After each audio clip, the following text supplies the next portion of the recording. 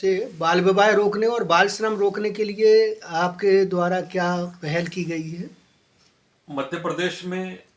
बाल विवाह रोकने के लिए प्रत्येक जिले में बाल विवाह निषेध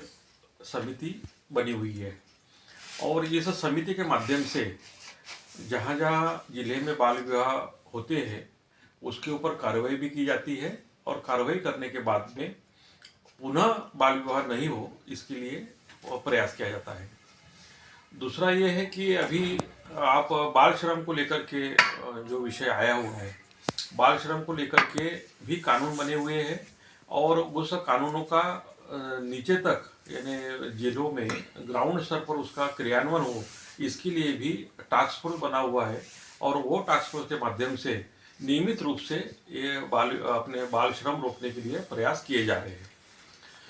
जहाँ तक आपने ये बाल विवाह के विषय किया तो बाल विवाह के लिए जो जो विषय हमारे एक तो है उनको बाल विवाह को रोकना ये बहुत बड़ी हमारी सबकी जिम्मेदारी है और उसमें समाज में संवेदनशीलता के साथ में समाज के जो जागरूक लोग हैं ये सब खड़े रहे और इसके लिए निरंतर एक प्रयास करते रहे तो उसके करने के बाद में हमें ऐसा लगता है कि इसके सकारात्मक परिणाम हमको देखने को मिलेंगे। सरकार जो प्रयास की अपने मध्य प्रदेश में विशेष करके जो कर रही है, पिछले आज 18-20 साल हो गए, लाडली लक्ष्मी योजना जो प्रारंभ हुई थी वो बच्चियों को आत्मनिर्भर करना और बच्चियों को स्वावलंबन की ओर आगे बढ़ाना ये भी एक उसका प्रयास था और मुझे लगता है कि उसके भी परिणाम हमको देखने को मिले कि बाल विवाह जैसी जो घटनाएं थी उसमें कमी आई हुई है। आज जो लाडली बहना योजना है या शासन की ओर से बच्चियों के लिए जो चलाई जा रही योजनाएं हैं ये सारी योजनाएं हैं बच्चियों को एक स्वावलंबन की ओर और बच्चियां पढ़े और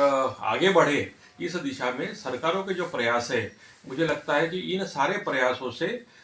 बाल विवाह जैसे जो विषय है वो उसमें कमी भी आएगी और समाज में भी एक चेतना बढ़ेगी कि हम बच्चियों के लिए आगे होकर के उनको आगे पढ़ाए भी और आगे बढ़ाए।